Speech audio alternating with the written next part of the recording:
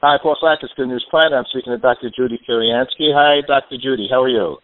I'm great, Paul, and the best news for good news is that there is a new musical that we are launching that is so fantastic and exciting called Temple of the Souls that is playing as part of the New York Musical Festival, has won a competition, and it is about a love story, star-crossed lovers in the midst of a drama and tragedy set in the 1600s in Puerto Rico, when the beautiful, absolutely charming, wonderful Taíno indigenous peoples were massacred by the Spaniards.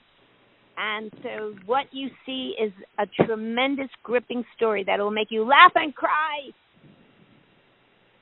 Okay. Well, let's get further details by the co-writer and by poet Anita Velez Mitchell. Hello, Anita. How are you? Well, Anita Velez Mitchell is my grandmother who wrote the play, who is deceased. She's no longer with us. Oh. I'm so sorry. Okay. That's okay. I'm Annika Paris. I'm the co-book writer with Lorca Paris and the co-composer with Dean Landon, who also did the orchestrations on the show.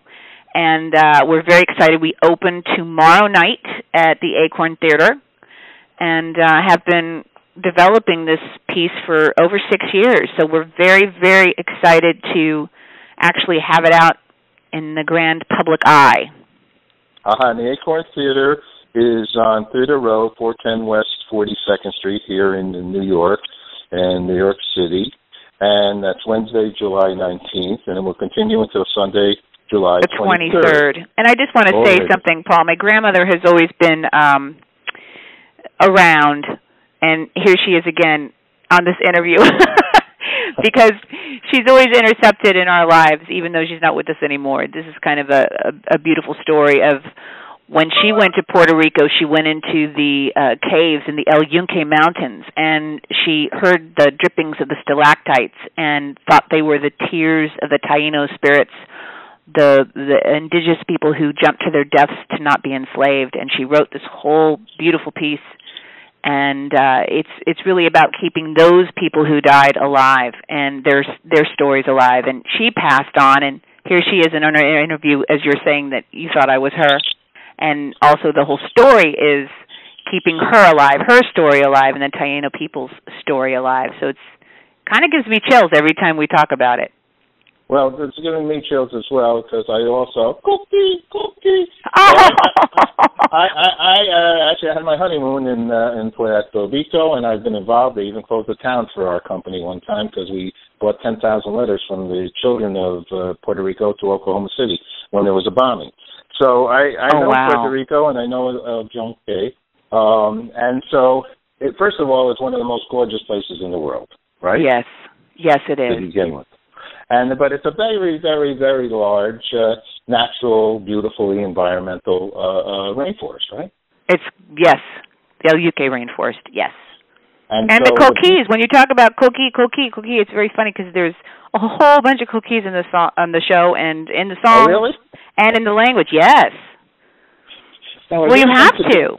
The tree frog that only sings at night, of course. That's beautiful.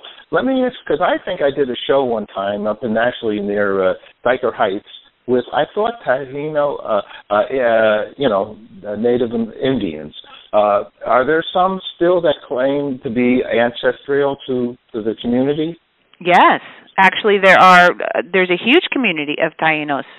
And my Anita went and had a DNA test done, and she has Taíno blood, which means I have Taíno blood, which is pretty cool. It's actually only traced back on the maternal side, on the mother's side, but they have found the Taíno DNA that still exists.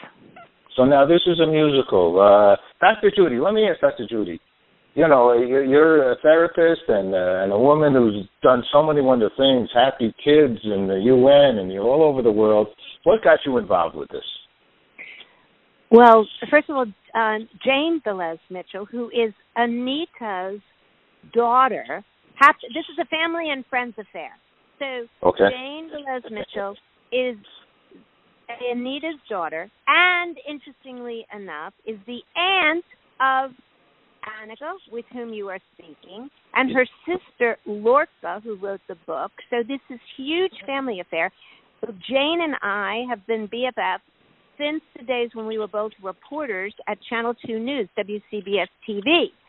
And so after all these years, I hear about this play, go to see it when it's in development, and fall in love with it and say, this is a Broadway-bound musical. It is so moving. It's a Romeo and Juliet theme story that's like West Side Story of star-crossed lovers. The Taíno young boy and the Spanish girl whose father hates that they're together and wants to destroy them. So I'm getting chills even thinking about it.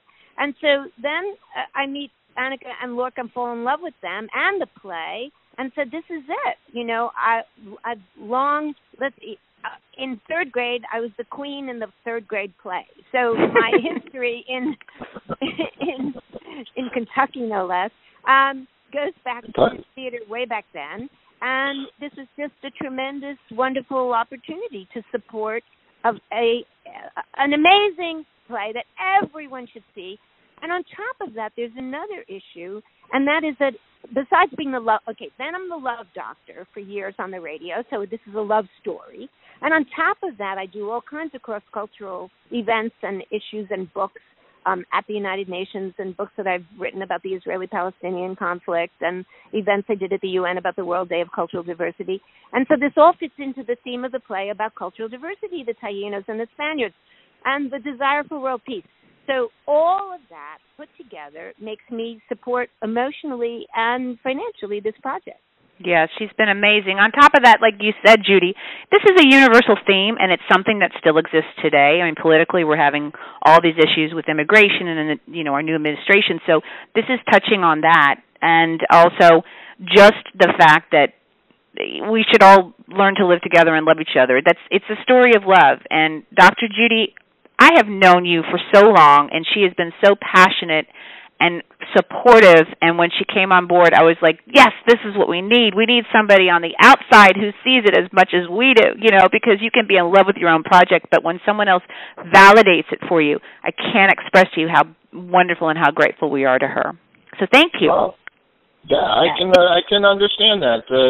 One night, when I think there was a blackout, Dr. Judy and I went down there in no light here in New York, and she's always doing major things. I agree with you because I know her a long time. She's even on our board of Good News because she walks the talk and talks Absolutely, the walk. And, that's another thing. And the positivity and the passion. And positive things, yes. Yeah, it's just There's really... no doubt about it.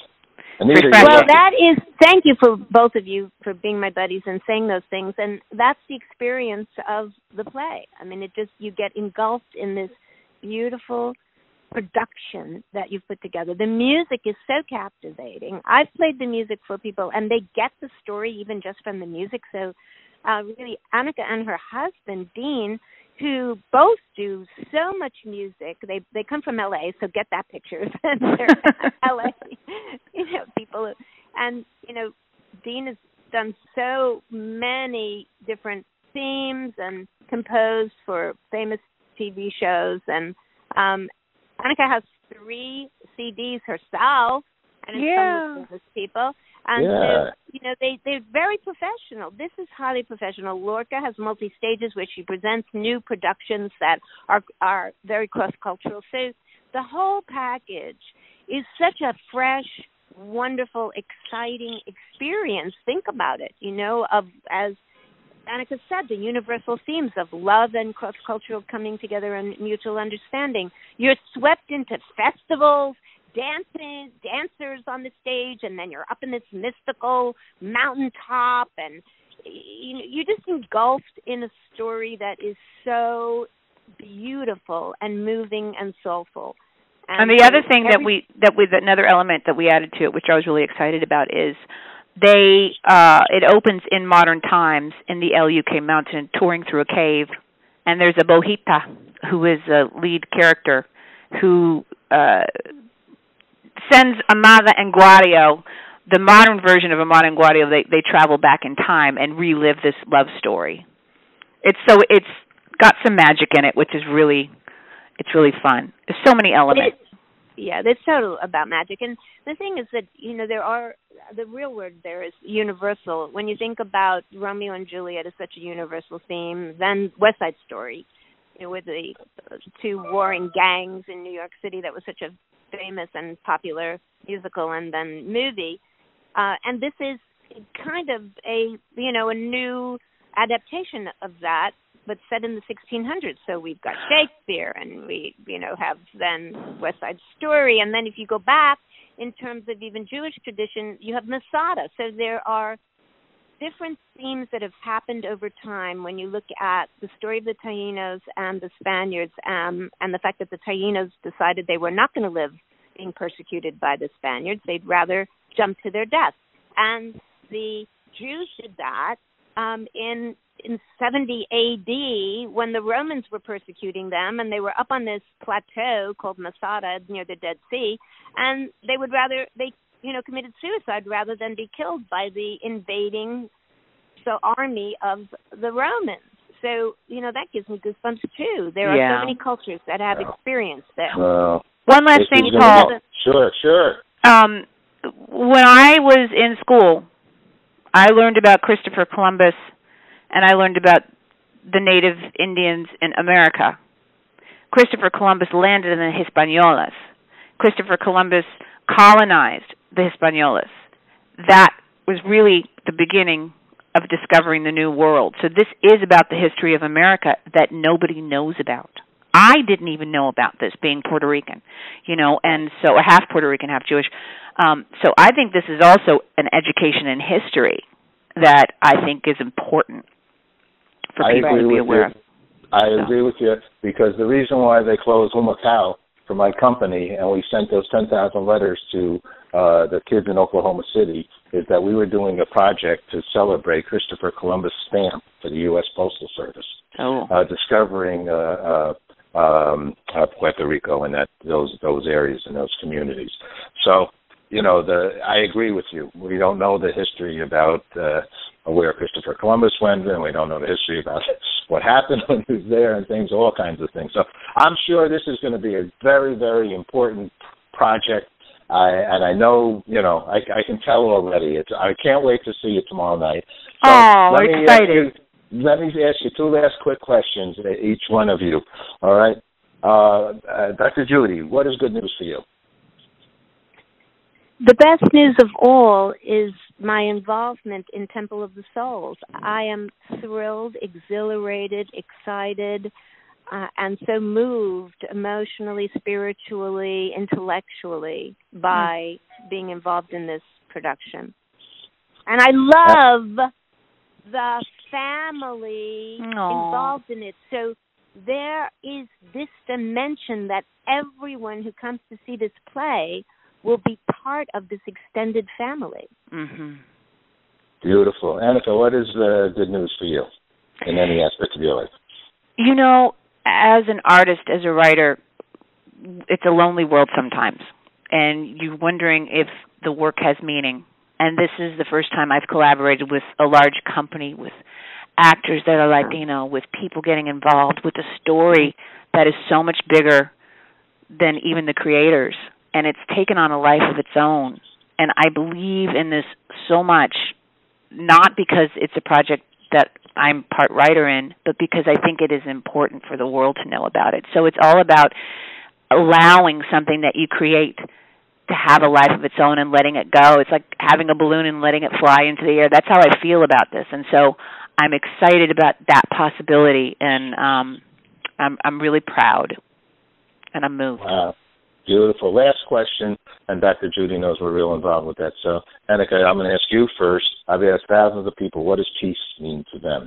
So I'd like to ask you, what does peace mean to you? Because on September 21st, we do our International Day of Peace outreach here in Times Square and Central Park and the world. So what does peace mean to you? What does peace mean to me? Peace means to me the ability for us each to look inside ourselves and to look at the person across from us, and no matter where they're from, what color, what race, what creed, what religion, what sexuality, that we are all here for the same reason, and we all deserve equal rights, and love and acceptance and being heard. And if we could live like that, I believe we could have a peaceful world. Beautiful. Dr. Judy, what does peace mean to you?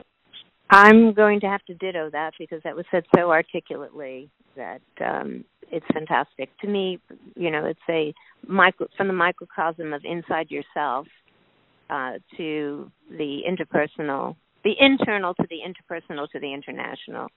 That's how I see peace being like the pebble that you put in and then it just spreads. Annika said it so eloquently. So did you. I like that. I love you both. All right, I will see you tomorrow night. Congratulations, break a leg, and make a lot of people think about all the things that some people might do for peace. Thank you, Paul. Appreciate it. Thank you, care. Paul. Take care. Bye-bye. Bye-bye.